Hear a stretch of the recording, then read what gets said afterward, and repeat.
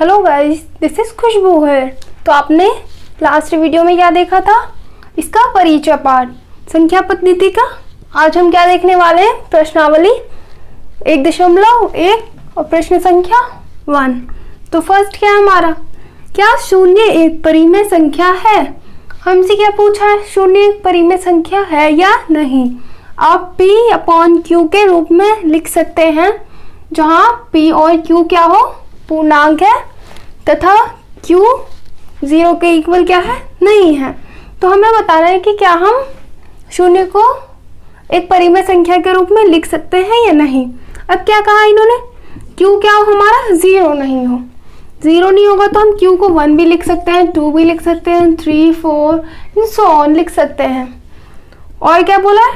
P क्या हो सकता है हमारा? 0 हो सकता है, क्योंकि इसमें दिया नहीं है कि ये 0 के इक्वल है या नहीं।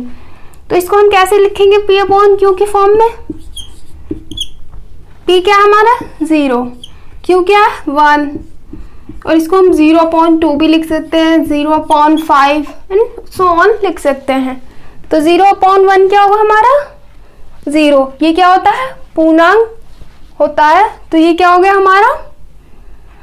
शून्य क्या हो जाएगा हमारा? एक परिमेय संख्या है। तो क्या लिखेंगे? हाँ, शून्य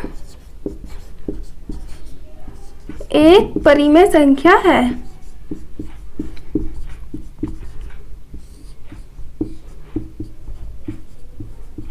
इसको हम किसके फॉर्म में लिख सकते हैं? P/Q की फॉर्म में लिख सकते हैं, क्योंकि अगर 0 परिमेय संख्या है तो हम 0 को 1/1 भी लिख सकते हैं, 0/2 भी लिख सकते हैं। सेकेंड क्या है हमारा? 3 और 4 के बीच क्या करना है हमें? 6 परिमेय संख्याएं ज्ञात करनी है। इन दोनों के बीच 6 परिमेय संख्याएं। अब क्या करेंगे? जब हमें 6 परिमेय संख्याएं ज्ञात करनी हो तो हमेशा क्या करेंगे? 1 प्लस जितनी भी आपको परिमेय संख्या निकालने के लिए कहा जाए उसमें हमेशा आपको पहले क्या करना है? +1, क्योंकि इससे क्या होगा हमारा? उसके बीच की संख्याएं जल्दी निकलेंगी। यानी कि जब आप अगर पूछा जाए 5/6 के बीच क्या निकालनी है? 4 परिमेय संख्या, तो 4 + 1 करेंगे। अगर आपसे कहा जाए 7 निकालनी है तो 7 + 1 करेंगे। ओके, तो 6 + 1 क्या आ गया हमारा? 7। अब जो 7 आया, 7 की मल्टीप्लाई हमें किस में करनी है? पहले 3 में ऊपर करनी है और फिर नीचे करनी है। 7 3 = 21/7। अब इस 7 की मल्टीप्लाई 4 से भी करनी है, ऊपर भी और नीचे भी। 4 7 = 28। हर को क्या करना है? हमें इतना बनाना है जितना इसमें दिया गया है उसे एक एक्स्ट्रा, इसीलिए हमने क्या किया इसमें 1 +। 4 7 = 28, 7 1 = 7। अब क्या करना है हमें? इन दोनों के बीच के 6 परिमेय संख्याएं लिखनी है। 21 के बाद क्या आता है? 22/7, 23/7, 24/7, 25/7, 26/7, 27/7। ये क्या हो गया इसका आंसर? अगर हम इसमें 1 प्लस नहीं करते, डायरेक्टली 6 से मल्टीप्लाई कर देते तो क्या होता? हमारा आता 4 6 जा कितना होता है? 24। तो यहाँ पे क्या आता? 24 और 6 3 = 18। तो हमारी सिर्फ 5 परिमेय संख्याएं ज्ञात होती। इसीलिए हमें क्या करना? जितनी भी परिमेय संख्या निकालनी है उसमें 1 प्लस करना है। क्या हमारा? प्रश्न नंबर 3 क्या हमारा? 3/5 और 4/5 के बीच संख्या परिमेय कितनी है हमारी? 5 निकालनी है हमें इसमें परिमेय संख्या। तो कैसे करेंगे? 5 निकालनी है तो पहले हम क्या करेंगे? 5 + 1 6। अब 6 की मल्टीप्लाई किससे करनी है? ऊपर भी करनी है और नीचे भी करनी है। 6 3 = 18, 5 6 = कितने होता है? 30। सेम ऐसे ही करना है इसमें। 4/5 को 6 के साथ डिवाइड और मल्टीप्लाई करना है। 4 6 = कितने होता है? 24 और 5 6 = 30। अब देखते हैं इन दोनों के बीच कितनी परिमेय संख्याएं हैं।